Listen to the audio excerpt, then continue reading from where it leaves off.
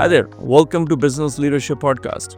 In this podcast, I interview successful business leaders and industry experts to help you grow your business.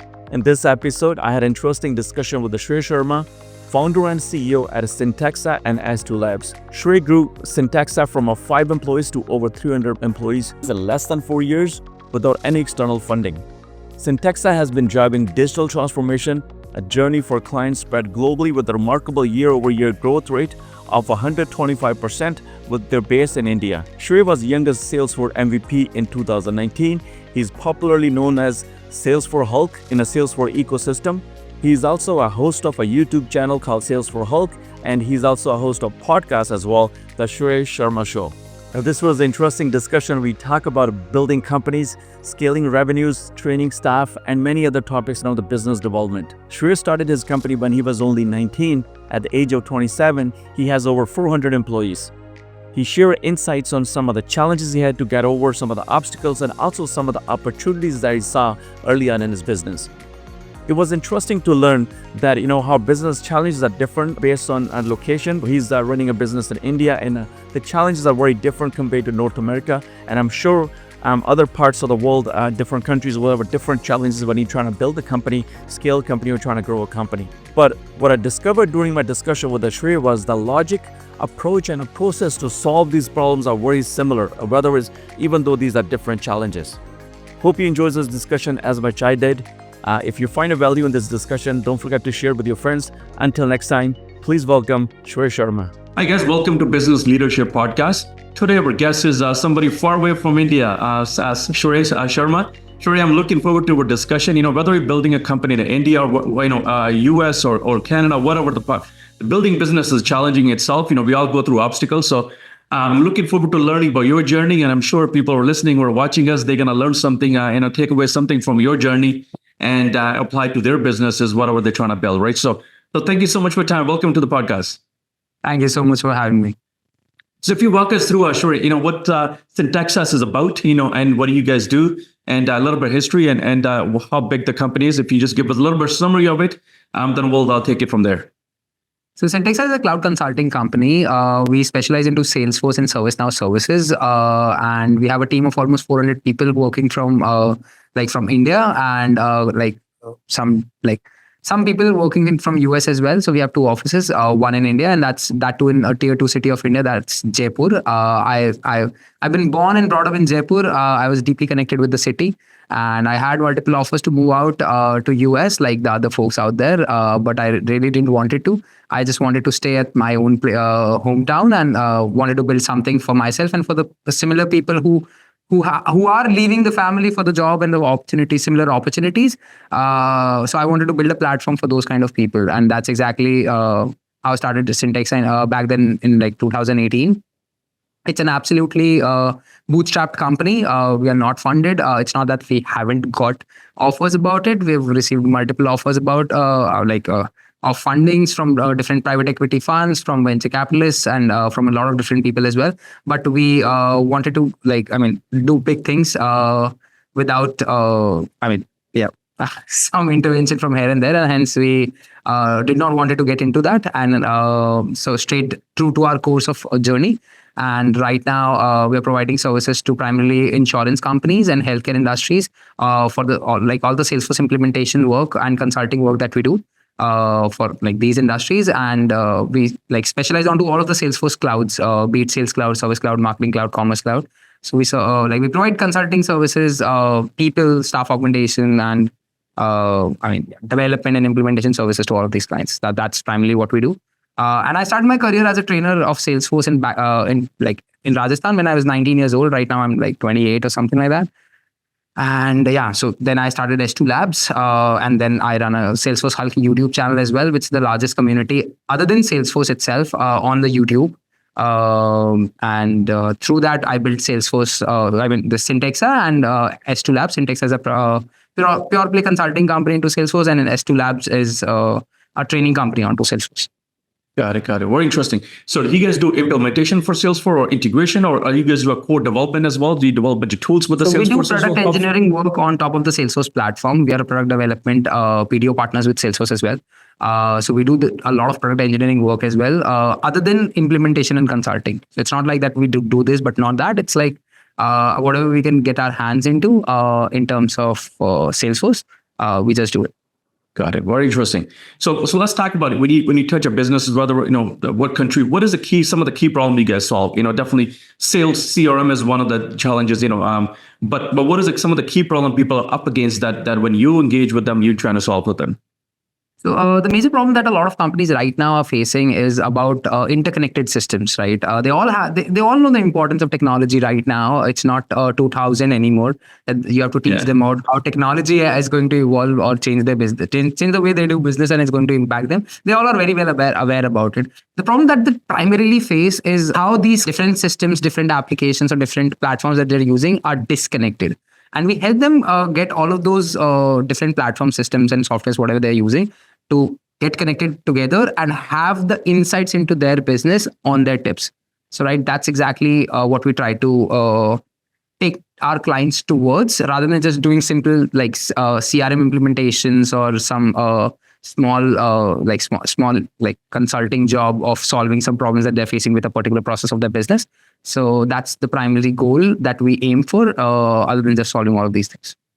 So from business, business, help them connect all of their systems and businesses together. Got it. For business standpoint, so it looks like the problem to solve is they don't have all the data in one place, or they don't have a visibility into a lot of what's happening in a sales, like how many calls we make and who we talking to. So it looks like it's a visibility or measurement problem to solve for businesses what they're up against. Yes, that's exactly what we help them solve. And there are do you want to know how we do that? Sure. Okay. Yeah. So there are different kind of clients that we come across.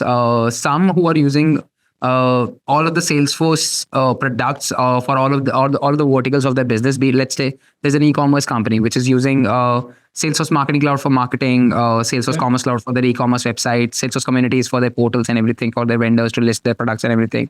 And they are using the Salesforce core platform or the Sales Cloud to manage to manage the insights about their customers or deals or the leads that they're capturing and how the flow is going, and service for their customer support.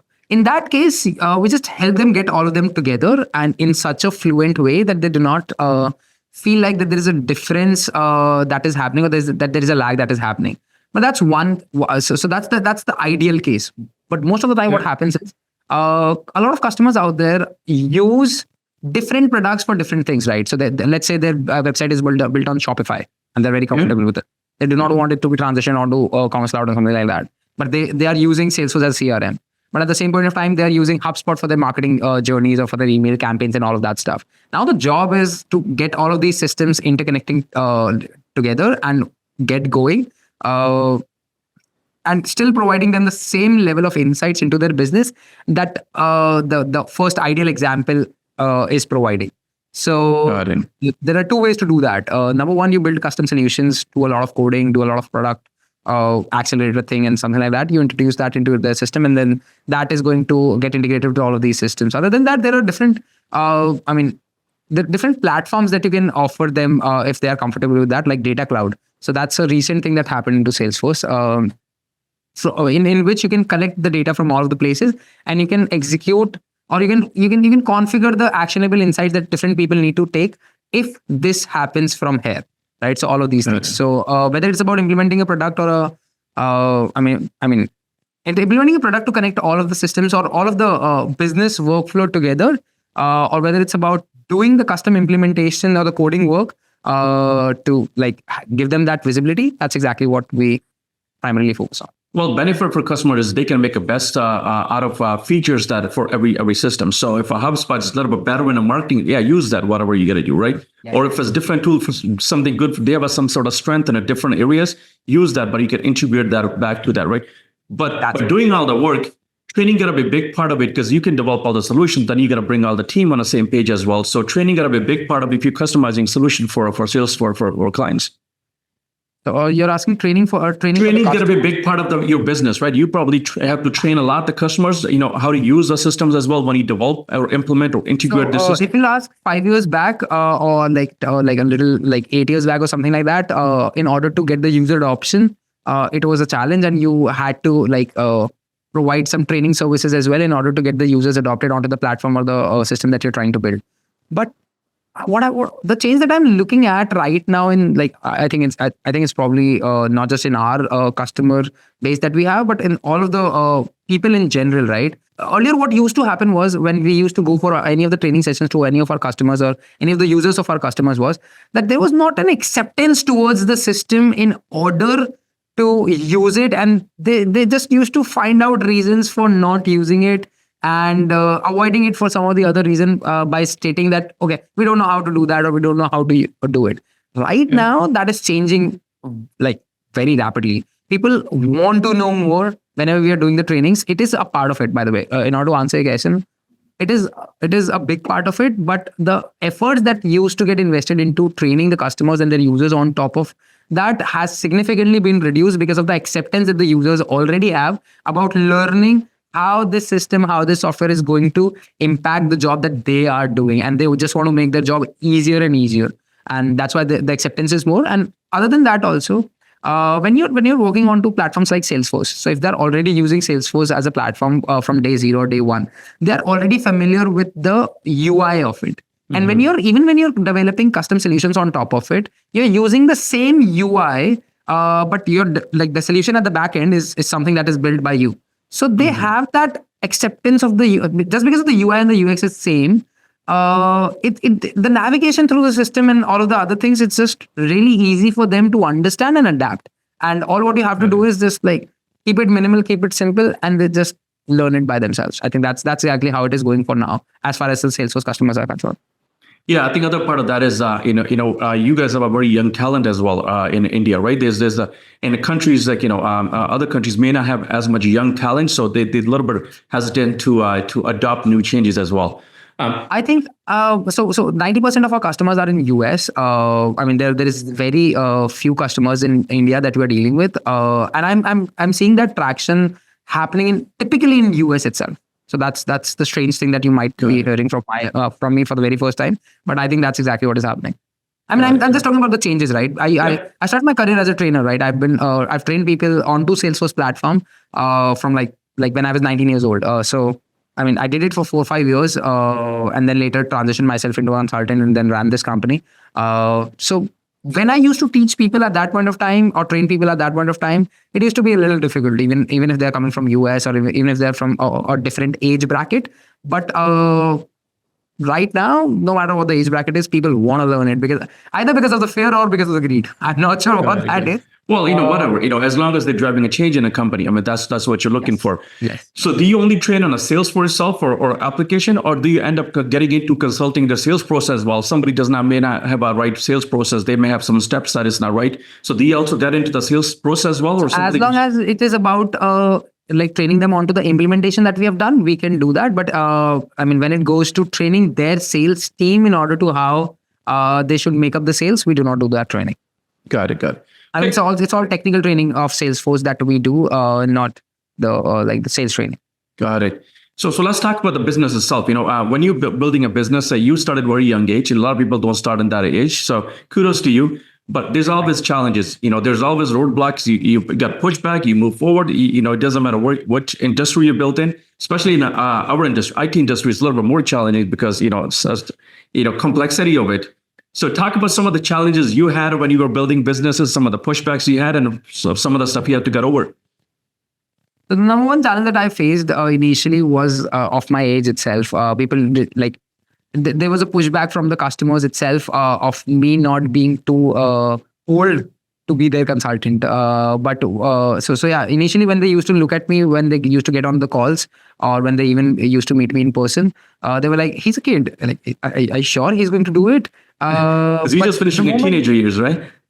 Yeah, I mean, the consulting work I started when I was 21 years old, right? So at that point of time, I mean, it was not that easy, but believe me, it was very fun for me. It was not like a demotivating thing for me. It was like okay, I'm so excited that I'm like, I mean, I'm even getting an opportunity to get in front of these people, right? Because I have something. So now I have to, I mean, show them up that why am I worth it? And so I'm more of a sales guy, right? So I take it as a challenge, and I loved it. Whenever I used to face people who didn't had the faith in me just because of the age, I love to have conversations with them, and that somehow worked out really well for me. They just got to know that I'm the master of the thing that I'm talking about, and that that same interaction of them pushing back me because of my age turned out to be an advantage for me, because they figured out that okay, this is a bright child that we can work with, and who is really interested into helping us out, because not a lot of people are providing opportunities to this guy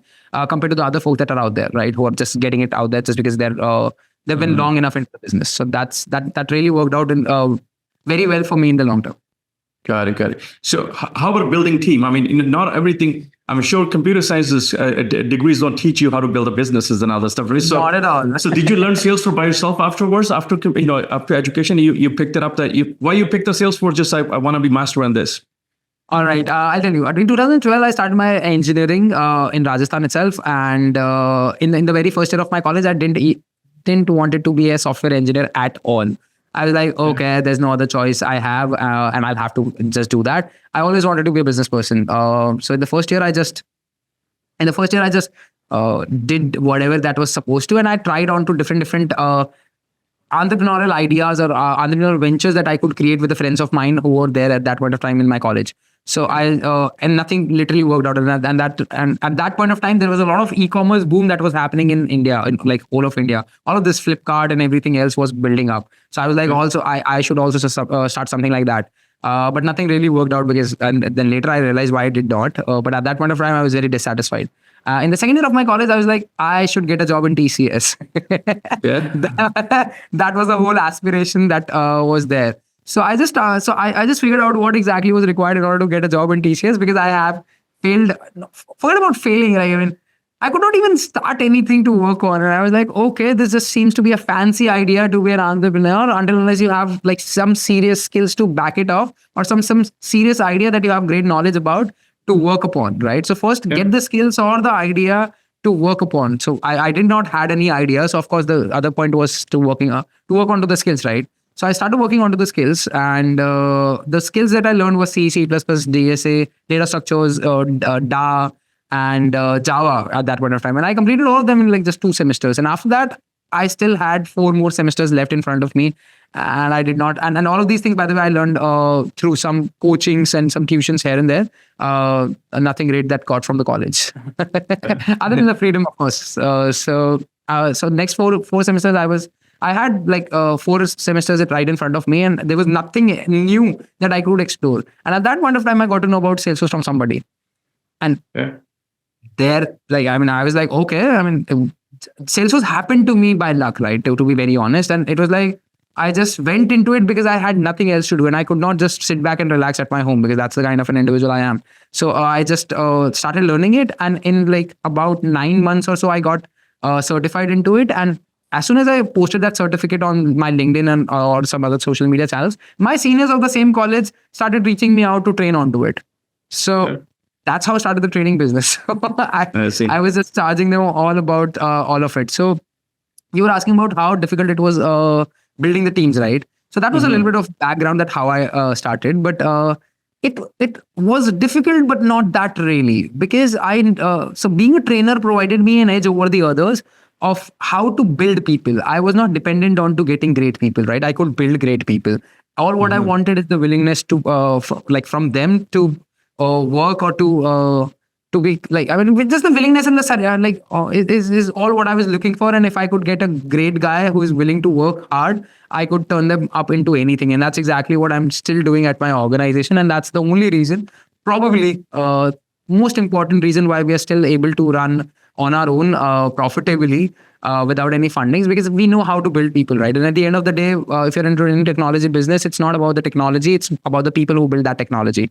So I could figure out how to build those people. So what I did was I built a program, and in that program, people I had a lot of people like, so the first 5 people who joined Cyntexa were my students who were not getting a job anywhere else because they were from civil engineering or mechanical engineering or something like that. Right. Or they didn't even had a degree, right? So, but they were very good at their work and they joined me. And later what happened was we recruited a lot of fresh graduates and stuff like that. And then we put them onto a training module and we got them trained. And after 6 months or so, we put them as a shadow on different projects and they started working onto it. And that's how we built that. So that's about the technical side of the team that we built. And then later I realized it's not just the technical team that you'll have to build. You'll have to build the sales team because the marketing team, the operations team, the accounts team. And I was like, okay. And I knew Salesforce already, but I do not know how operations work. I do not know how sales work. I do not know how marketing works. So for that, we, learned it eventually and then attracted the best of the talent that we could get our hands on. And then they helped us build that. So that's how it was. If you look at top companies, whether it's tech sector or any, you will find that most very successful CEOs, they all trainer from the background. Whether you train your staff or you train your customers, because if you have a complex product, you got to train your customers how to look at those products. So most of them very well. Either the training is part of their portfolio or their background is some sort of training. That's kudos to you. You use that, but definitely I think that's a great skill set. We all good at business. We all know what to do in a business, but you got to translate at some point, translate the knowledge and the wisdom to your team so they can start running your business. So I think as a business person, it's all about getting things done rather than doing it. And you can only get things done when you have the people skills. And when you become a trainer, you just become the best people skills person that is out there available if you're really interested into the training job. So I think that worked out really well for me. Yeah, we call it in a sales, like you don't know much about sales until you start teaching somebody how to sell, right? So when you start teaching, that's where you really become better at it. That's not by learning sales, right? So it's just part of training. Interesting.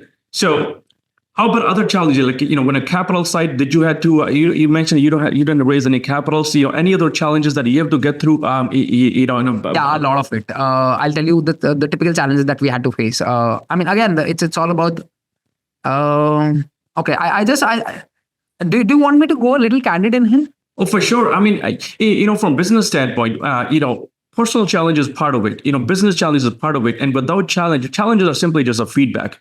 And I believe that you cannot build a business without a challenges, because the challenges is where you find the real gems that what is going to work for you. When it's a success, you just need to know what's not going to work for you. But what is the challenges? That's when you find out what's really going to work for you, and then you excel at those challenges.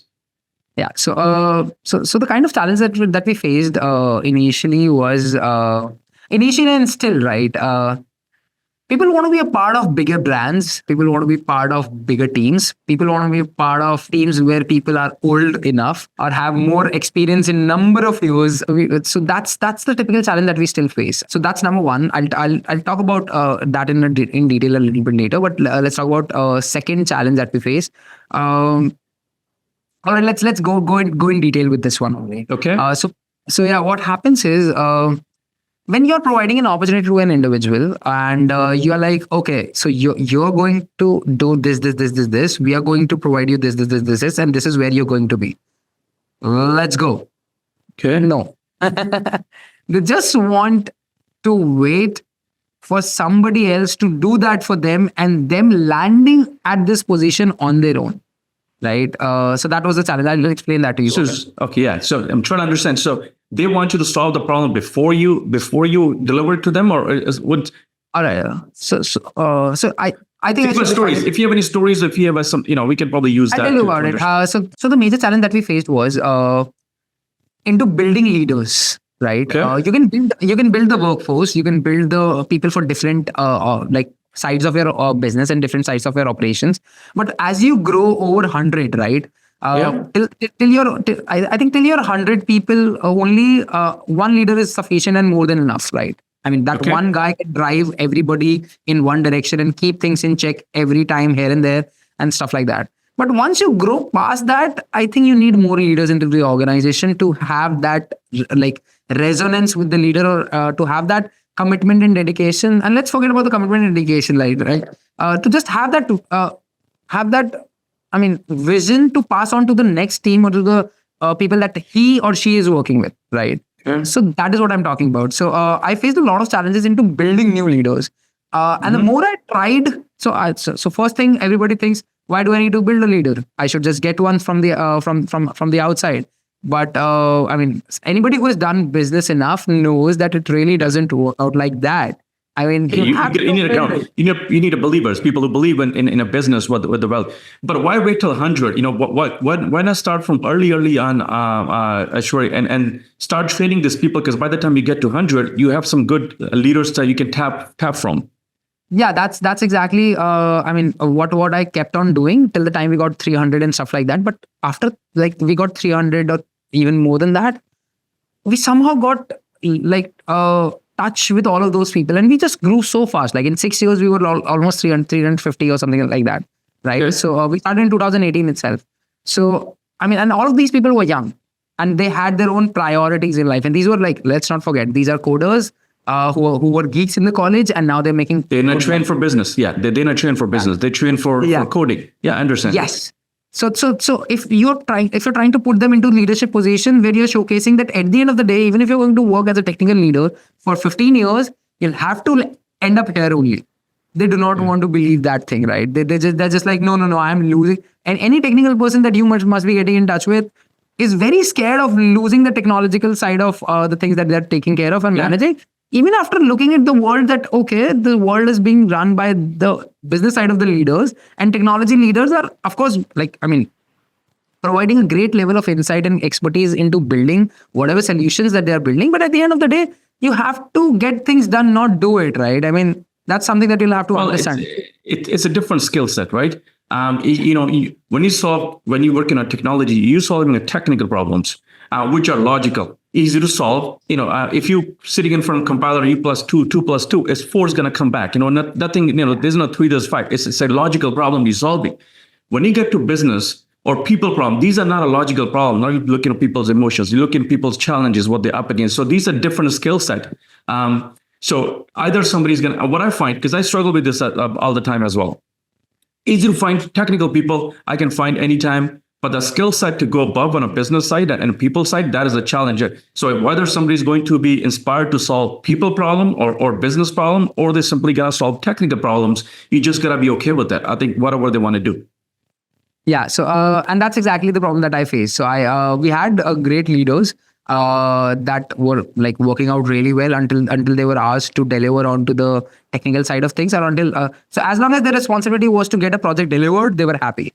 But as long as the responsibility got transferred to leading a practice or managing a particular side of business, it really didn't. It's and big that's change. a major problem that I faced. Yeah, it's a big change, because I developed software for a long time as well. So sitting in front of a computer in a dark room and coding stuff and stuff is there's a different kind of satisfaction in the work you put out, right? You build something, interface or something, you say, okay, I built something. You feel proud in yourself, right? But going out and talking to people and trying to solve a different problem is a different skill set. It's you got to be up for the challenge and be a little bit uncomfortable. But I guess with the training, you can inspire people. You can educate them and see if they want to solve those problems or not. So see, what happens with that is when so it's like I don't know whether you understand Hindi or not, but there's a muhavra in Hindi. You do? All right. Oh yeah. So Ghar ki murgi dal barabar, if you've heard that. Sir. Yeah. I understand. No matter how great things you want to quote them, how amazing examples you want to place right in front of them. Even if I'm going to like take you with me, and if I would want you to give a session to all of the people that are working in my organization, they'll be like, oh, he's his friend, so he's going to say like this only, nah.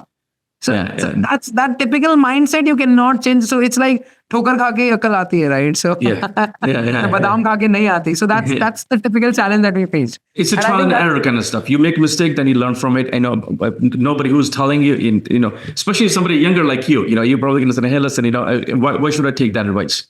Yes, that's what the challenge is, and I quote them my example as well, right? So see, I used to write down code at this point of time, and even if I'm not writing it down right now, it is working out well for me. But they're like, no, because you are a different individual, you can do it. We are not sure whether we'll be able to do it or not, because these people got their identities through the technological development only, right? So there's a sense of attachment that they're not able to or willing to break, I guess, and that's the typical challenge that I faced, I think, which I could not solve. all the other challenges, I think, just comes by and pass with things like that. So one thing I'm a little bit, I'm thinking, we also, we look for top talent. One of the things we do in business, we are always competing on a top talent. We have but 30, 40,000 people in Ontario to talent pool to go through those people to find the top talent, and then we compete on that stuff. Where you have opportunity to go through a lot more people than we do to find the talent what you're looking for. So you don't have a shortage of talent, where you at. Where we are definitely, there's, you want to train people. So we have to spend a lot more time training people, building them up for the top talent. Where you don't have to, you can just go to the next one and find those people, what are you looking for to build a company what you're trying to build. Yeah, so that was that. I think that helped me ramp up things pretty fast because the availability of the talent and the hunger also. People are hungry. There's definitely. Where you at? India, people are young talent is definitely it's more hungry, and I'll take hunger over laid back mindset anytime. As long as somebody's hungry to learn, you can take that and you can train them where you want to train them. That's exactly what we focus on in our hirings as well, right? All of the recruitment process and everything that we have built around for the organization, it's all about prioritizing willingness and hunger over the skill set that they have, because skill set can be taught, hunger cannot be created or generated, and attitude cannot be given, right? So that's one thing that is very important for us. And I think that's Very interesting. So how about on your personal side, Shrey? What's been, definitely business is about learning new skills. And, we always have a shortfalls. We know something and we start a business. And through the journey, you always got to pick up new talent, pick up new skill set. Maybe something we're not looking at right, but we got to look at how do you go about that journey and what's been challenging in that area? So in my personal journey of learning area, right? Yeah, personal challenge. I don't know the challenges you guys face there, but definitely challenges here. Definitely, in the North America has always been. I think a lot of business leaders that they face that. There's so much learning when you're building a business. There's no skill set you can't. You don't have to pick up. You have to pick up accounting side of things. You have to pick up financial side of things. You have to pick up HR side of things. You have to pick up. So many issues comes in a business. It's all about learning and getting over those challenges. And that's how I started a podcast, because I wanted to learn from different people, because different challenges I was facing. I said, okay, I'm going to learn about this one and I'm going to get over this and I'm going to get better at this. So some of the, what do you have to learn? Definitely, Salesforce. You a little bit background about it. I come from a Marwadi family. Do you know who Marwadis are? Yeah, I do. You guys good in a business, right? I think this, to people who are not, watching, there's a certain part, it's in Rajasthan, right? Rajasthan, yeah. So there's a group of people that are very good at business. They're known for a business skill set, I guess, right? Yes. So why is that? If you want to tell us a little, why is that? I heard about it, but I'm not sure why that is. It runs in their blood, right? It just runs in their blood. It's just there in their genes, right? So I'll tell you what makes a Marwadi different than a non-Marwadi, right? Wherever they look at opportunities. Even if they're going to go out there in a restaurant, they're just going to calculate the number of tables and seats and the average bill that they get and how much this guy must be making every day and multiplying it by 30, how much the revenue is going to be, how many staff do they have it in here, what is going to be the rent. So they have this running all of the time. That's one thing. Number two, they have the mindset of saving money. They're not flashy people. So they might be running around in just a white shirt and a black pant with some leather shoes without any blazers or anything on, but that guy must be a billionaire or might be a billionaire. So it's very, I think it's more like that. If a Marwadi is rich, they do not seem rich, right? That's what the case is. So they save a lot of money. They understand the money concepts, and how do they understand it? Since their birth, they have been taught all of these concepts into their family, right? They see all of it happening around them all of the time. So I come from a Marwadi family who used to do business, and they were not into great businesses and everything all. They used to run a sweet shop that's almost like 60, 70 years old right now, but that was in a locality which is Jowhari Bazaar of Jaipur, which is probably the richest area or probably used to be the richest area of that time. Because all of the jewelry related industry used to be run from that. So Jowhari is jewelry, right? So Jowhari Bazaar. Okay. So that area, that shop used to be done. And I used to go as a kid over there and used to watch all of the things happening over there. And I used to sit we were supposed to sit on the counters of the shops while we were 8, 10 years old or something like that. And take the whole shop into into our control and do the sales right from that point of time. So we learn how to take money, how much to weigh, how much to take give back as a change, how to treat the customer, how to tackle different challenges that we are facing. So yeah, it runs through the experience, and there are some timeless wisdoms also that these people get in as an inheritance, I guess. So that helps them build things, and also very trustworthy and reliable people. They're the people of their words, right? They do not need to have contracts. If they've said it, they're going to do it. They just do it. So they're the most reliable ones and the trustworthy ones to do business with. That's the same thing I think that happens with Jews as well, right? They have that mindset, the wisdom, and the reputation of being the honest, the trustworthy, and the reliable who deliver the whatever. And these are the same skills that you need to build a business, right? Exactly. So what he's saying is these are the skills that are very critical to build a business, and that's why, like most business people, they don't need to worry about what's on a piece of paper. They simply go with the handshake and the word of mouth. And also, all of these all of these people come from Rajasthan is because there was not a lot of farming that used to happen in Rajasthan because of the shortage of water. So they were left with no other choice than to learn this art in order to survive. So when you just learn some art to survive, you just get on a different level for it. So I think that's what it is. Like in the other parts of the country, everybody else was happy producing the crops and everything. These Marwadis had to buy it in order to eat it. And in order to buy it, they had to do some trading and stuff like that. So they have a lot of hunger because they have been hungry back then. So Got it. That's what's working out well. So the background definitely helped you, in a business, because that was, you grew up in those skill set, looks like it, right? Yeah, but the business was very at a relatively very small scale. But the kind of business that I am into right now is on a different scale altogether.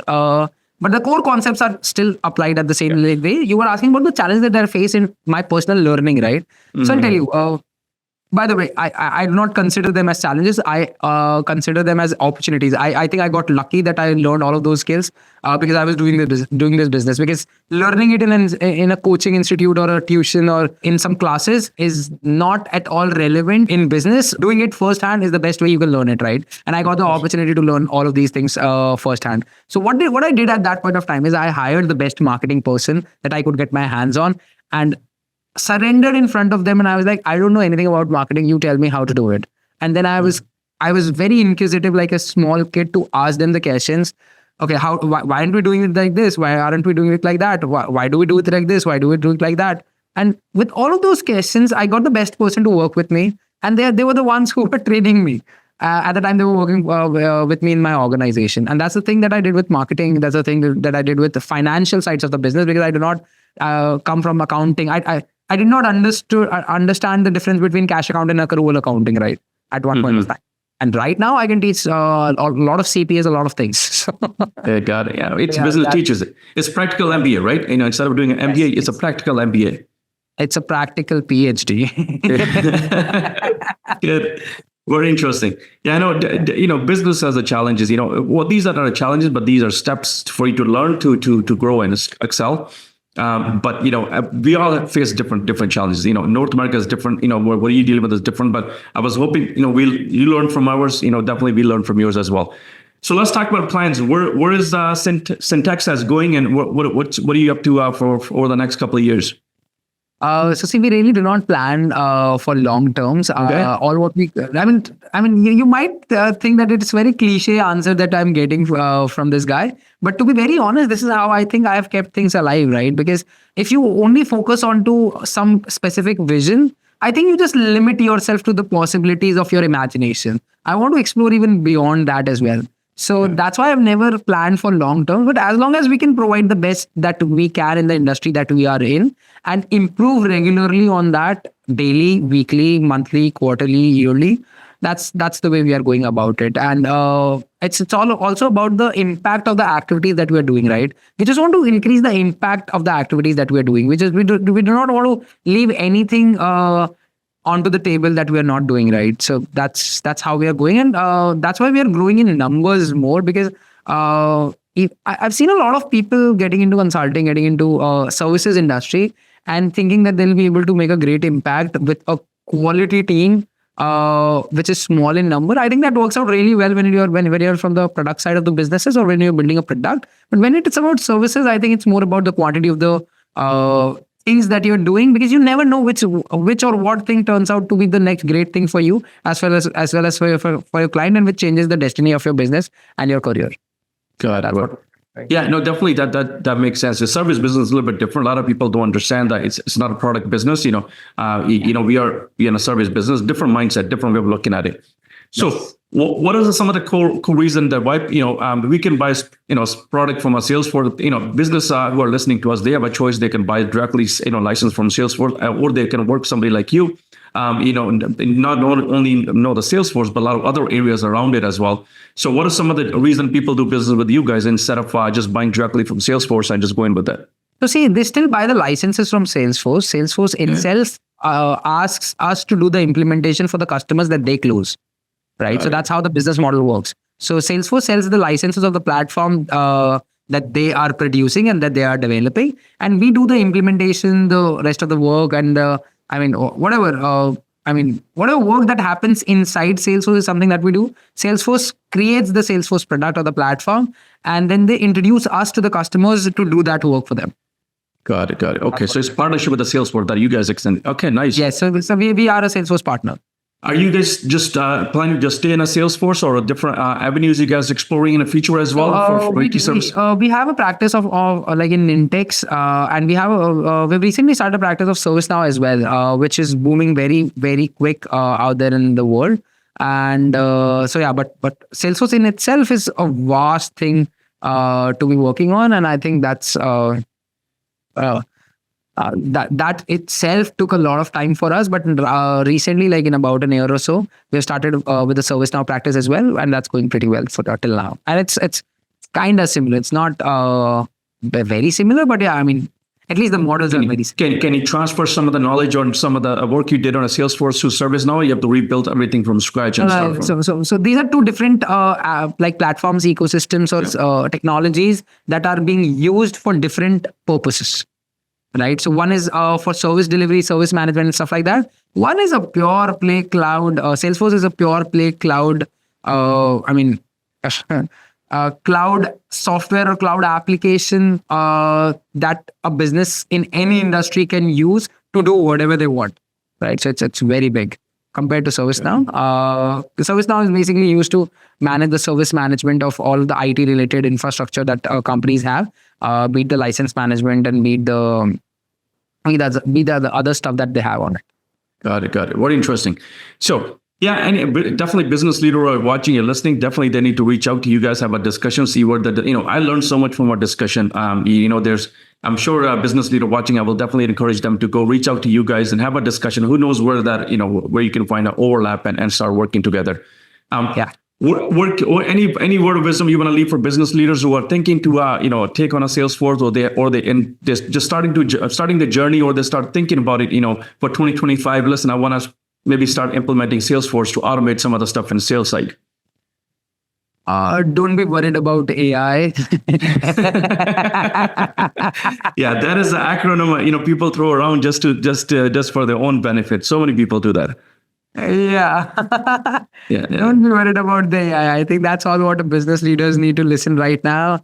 Nobody's talking about it. In fact, everybody is rebranding themselves as AI experts out there in the industry, when they themselves do not really know the use cases of how it is going to impact the industry that they're working in. But as the marketing team says, they have to. So don't be too much worried about the AI. Yeah, a lot of business one. I know they get confused because they got so much information, inbound information simply, about AI, and they think, I need to take on AI. Like, okay, but solve a business problem first before you look at AI. So yeah, and I think a lot of companies are not at that place where they can. So they've not solved the basic problems of IT or technology into their business, and they're trying to figure out how this AI can transform their business. It's good to at least figure that out, but it's a whole lot of waste of time, energy, money. If you do not have somebody who is telling you what exactly is the use case that you need it for, and do we already have a solution for it, and what exactly is going to be the ROI of investing into that solution going to be like. Right. So until unless that all of those figures are out there onto the table, nothing like that. And I mean, of course, there's going to be transformation that is going to happen. There's no doubt about it. I'm not saying that AI is not going to be a transformative thing, but I think it's not the people out there talking about how AI is going to be transformative that's going to help you. I think you yourself as a business leader have to identify where exactly your industry is going to be at in a given time frame, and how AI can be a use case, or AI can leverage its capabilities to you in order to do that faster or better, and things like that. So you have to sit on each and every business process of yours and think, what capabilities does AI provide and where can you leverage it, and just don't try to build unnecessary POCs about it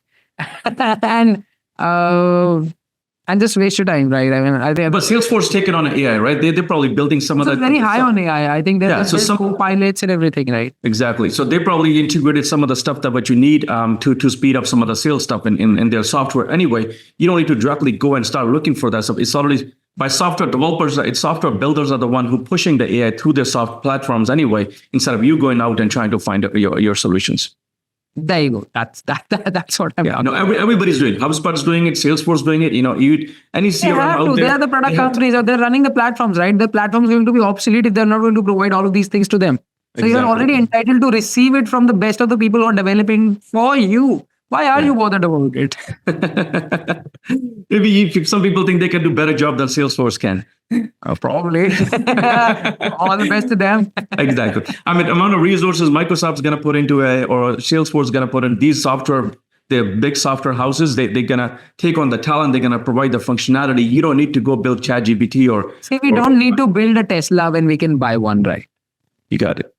That's what it is. Interesting. The EV trend is coming up.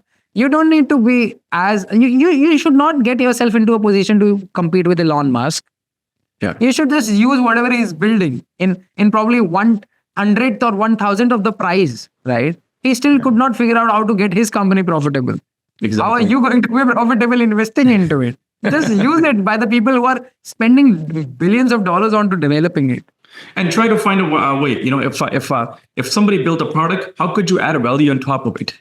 Your values, nobody can replace that, right? So if somebody built something, why don't you find how you're going to add more value to on top of it and provide better solution in the market instead of trying to rebuild what somebody built already? That's what it is.